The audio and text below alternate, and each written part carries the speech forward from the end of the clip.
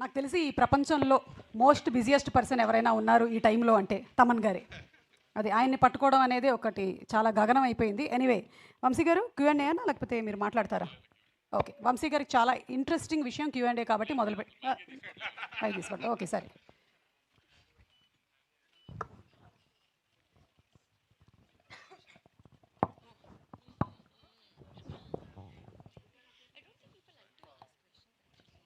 వంశీ గారు,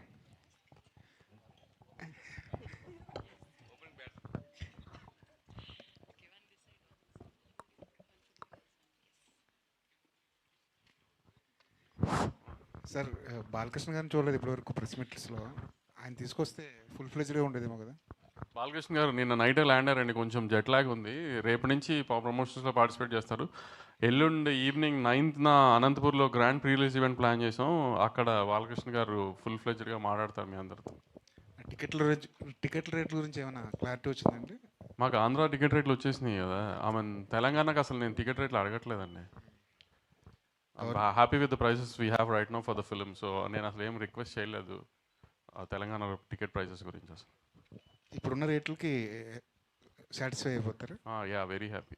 అంటే సంక్రాంతి కదా, పెద్ద సీజన్ కదా, టికెట్ రేట్లు పెరిగితే పెద్ద సినిమాలకు ప్లస్ అవుతుంది కదా. అవును సార్, కానీ ఇప్పుడు నేను తెలంగాణలో ఉన్న ప్రైసెస్ చాలండి నాకు అదేం ప్రాబ్లం లేదు. సో దాంతోనే వెళ్ళిపోదామని.